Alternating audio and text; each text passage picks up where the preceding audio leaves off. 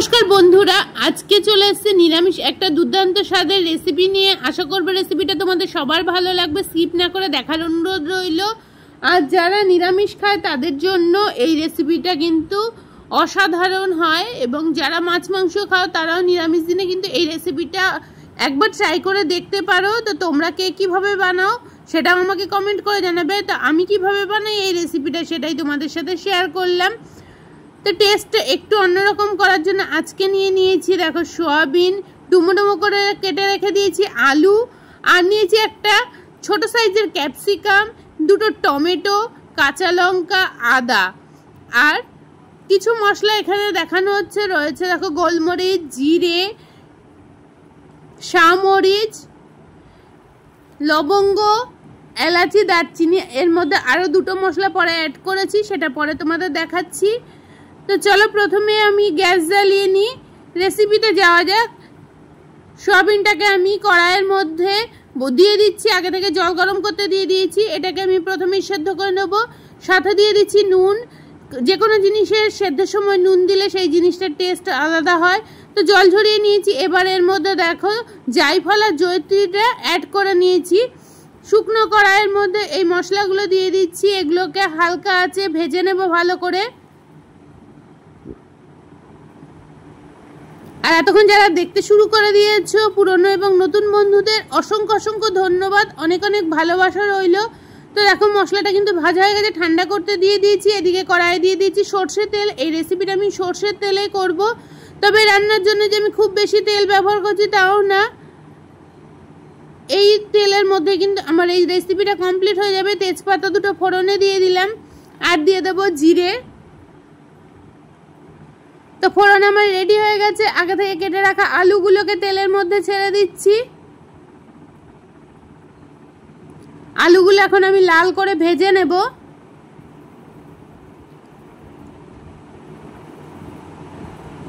তো এটা কিন্তু অনেকে এই যে আগে থেকে ভেজে রাখা মশলাটাকে গুঁড়ো করে রেখে দিয়েছি।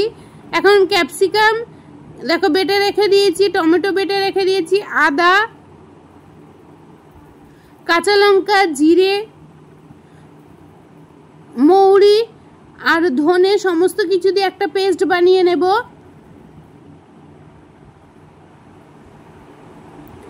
আলুগুলো কিন্তু আমার অনেকটাই লাল করে ভাজা হয়ে গেছে। এবার কিন্তু একটুখানি দিয়ে দিলাম চিনি, এটা তেলের ওপরে দিলেও আগে ভালো হতো। তো দিয়ে দিলাম হলুদ কালারের জন্য। এইভাবে চিনি আর হলুদ একসাথে দিয়ে আমি আলুটাকে ভেজে নিচ্ছি। আলু কিন্তু অনেকটাই লাল ভাজা হয়ে গেছে, সেটাই তোমাদের কিন্তু খুন্তিতে করে নিয়ে দেখানোর চেষ্টা করছি। এবার আগে থেকে সেদ্ধ করে রাখা সোয়াবিনটা দিয়ে দেব। আলু আর সোয়াবিন একসাথে ভাজা ভাজা করে নেব। এবার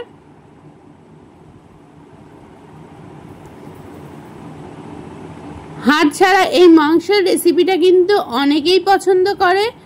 আমাদের বাড়িতে সবাই কিন্তু এই সোয়াবিনটা পছন্দ করে। কারা কারা সোয়াবিন পছন্দ করে সেটাও কিন্তু আমাকে কমেন্ট বক্সে জানিয়ে যেও। আমরা তো অনেকেই পেঁয়াজ রসুন দিয়ে সোয়াবিন খাই, কিন্তু নিরামিষ সোয়াবিনও কিন্তু খেতে দুর্দান্ত স্বাদের হয়। তবে এইভাবে একবারও ট্রাই করে দেখবে, আশা করব কিন্তু ভালো লাগবে খেতে। তো যাই হোক, কথা বলতে বলতে কিন্তু আমার আলু আর সোয়াবিনগুলো প্রায় ভাজা কমপ্লিট। এখন আদা, লঙ্কা, জিরে, ধনে, মৌরি দিয়ে যে পেস্টটা বানিয়ে রেখেছি সেটা দেখো দিয়ে দিচ্ছি। মিক্সির জারটা ধুয়ে একটু জল দিয়ে দেবো, মশলাটা যাতে পুড়ে না যায়। এবার এই মশলাগুলো কিন্তু ভালো করে নাড়াচাড়া করে নেব, কাঁচা গন্ধটা যাওয়া অবধি কিন্তু আমি ভেজে নেব।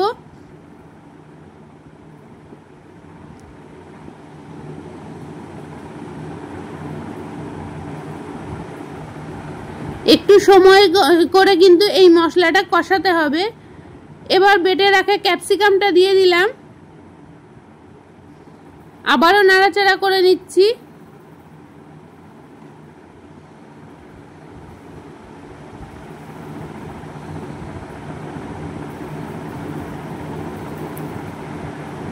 বেটে রাখা যে টমেটো দুটো ছিল সেই দুটো আমি দিয়ে দিলাম এখন। এবার টমেটোটাও একসাথে ভাজা ভাজা করে নিচ্ছি। সমস্ত মশলা কিন্তু আমার প্রায় দেওয়া শেষ। এবার সব মশলাগুলো একটু ভালো করে কষিয়ে নেব। কালারের জন্য দেবো একটু কাশ্মীরি লঙ্কার গুঁড়ো, সামান্য একটু দিয়েছি লঙ্কার গুঁড়ো, শুকনো লঙ্কার গুঁড়ো, এবার পরিমাণ মতো লবণ আর চিনি সমস্ত কিছু দিয়ে কিন্তু আমি এবারে নাড়াচাড়া করে নিচ্ছি।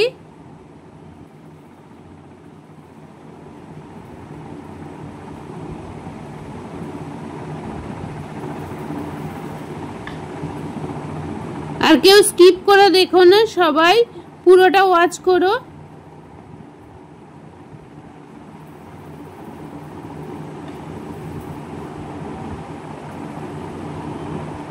তো যারা ফেসবুক থেকে দেখবে তারা কিন্তু আমার পেজটা ফলো করে দেবে যদি ভালো লেগে থাকে, আর যারা ইউটিউব থেকে দেখবে সাবস্ক্রাইব করে অল নোটিটা অন করে দেবে, পাশে থাকা ঘন্টাটা ক্লিক করে দেবে, এতে সমস্ত কিছু ভিডিও কিন্তু সবার আগে তোমাদের কাছে পৌঁছে যাবে। এখন দিয়ে দিলাম দই দিয়ে দিলাম।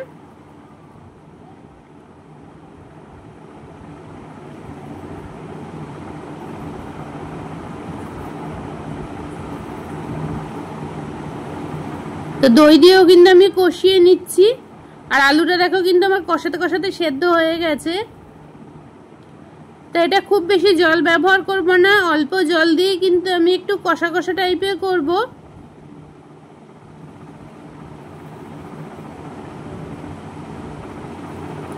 তো এখানে আমি গরম জলের ব্যবহার করলাম। গরম জল দিলে কিন্তু রান্নার টেস্ট দুর্দান্ত হয়।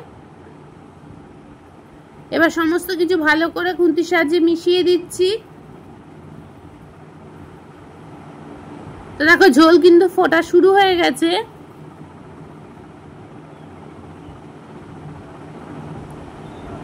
আমার কিন্তু রেসিপি প্রায় কমপ্লিট। এইটুকু ঝোল রাখতে হবে, কারণ সয়াবিন আর আলু দুটোতেই ঝোল টানবে। এখন ওই যে ভেজে রাখা মশলাটা দিয়ে দিলাম, ঘি দিয়ে দিলাম। আমার কিন্তু রেসিপি অলমোস্ট ডান।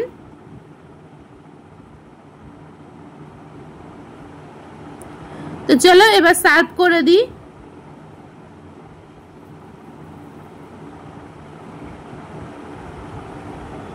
একটু দিয়ে দিলাম কস্তুরি মেথি।